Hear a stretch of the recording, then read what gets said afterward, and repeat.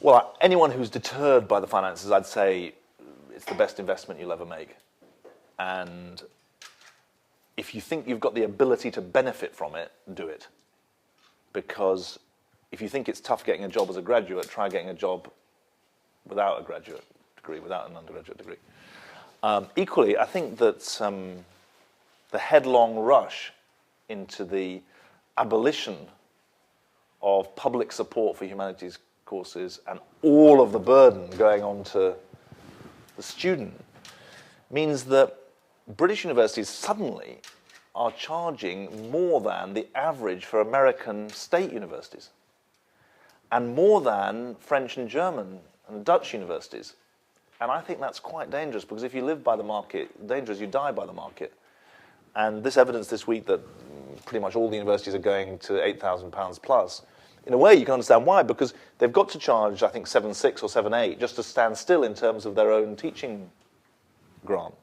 So I think that's a big risk, and it's a risk socially, but I think that what people don't understand properly is that the universities are one of our biggest sources of wealth creation in the future. If you think about where ideas for products, goods and services come from, they'll come from universities, amongst other places, but significantly from universities. Also, the big growth industries of the future, one of them is health, but the other one is education. I was in China the week before last, and they've got a booming higher education sector, and we should be in there as their partners, and I fear that this is not going to help. Because you're the future of the country, because University of Staffordshire is going to produce the leaders of tomorrow. That's what Tristram told me. Because I think that politics has got very disconnected from where people's lives are. So today I've been in Redditch, in Wolverhampton, and in Telford, and now in Stoke. And I think that elections are a good time to listen as well as to lecture. So hopefully I'm going to be able to get a chance to do that. Do you think young people will have a big impact when it comes to elections? Do you think that's why maybe they will lost the election? Well, I think the Lib Dems are worried because they think you do have a big impact, and they think a lot of young people voted for the Lib Dems because of a set of promises they've got, and a lot of young people have become pretty disillusioned with politics because it looks like politicians say one thing before an election and another thing afterwards. But one of the things I'm doing now is teaching an A-level government and politics at my old comprehensive school.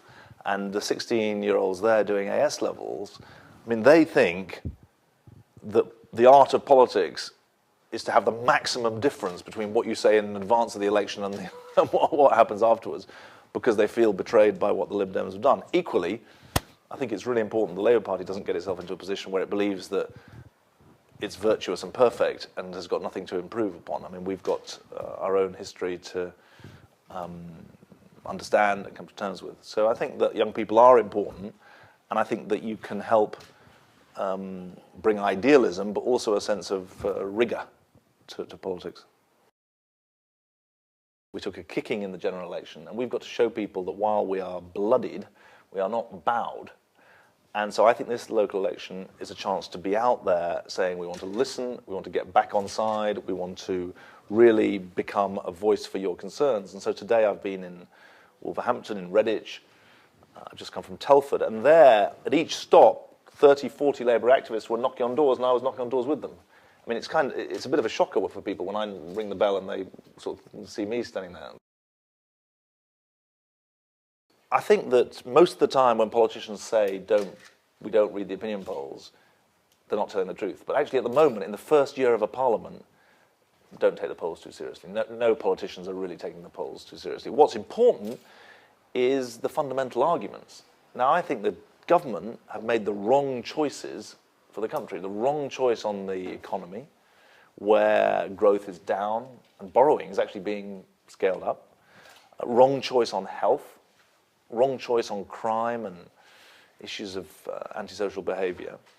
And that's bad for the country. And I think it's arguments that matter more than polls at the moment. And we've got to get ourselves on to be the people who, when we publish a manifesto that says a future fair for all, people believe that we're for the future and that we're for fairness. Because at the last election, when that was the title of our manifesto, people didn't think we were for the future and they didn't think we were for fair for all.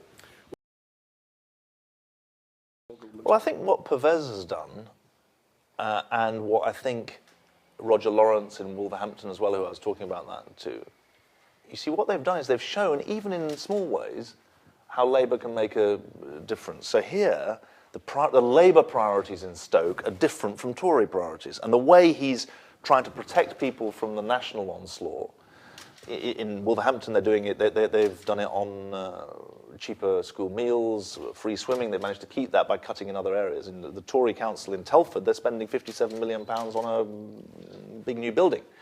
Here, Labour priorities are being shown to be different. So you make a difference, and frankly, people live by inches, not just by miles, and that's really important. So we are there to protect people, but we're also there with another purpose, which I think is really important. This is why I think what he's done in Stoke, in minority control, is important.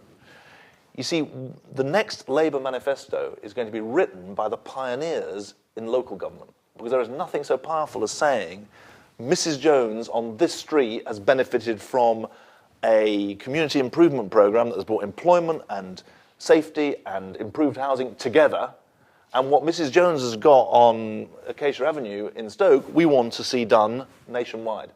And so we're there to say we'll protect people from the Tories and the Libs, but we're also there to say we want to develop the alternative.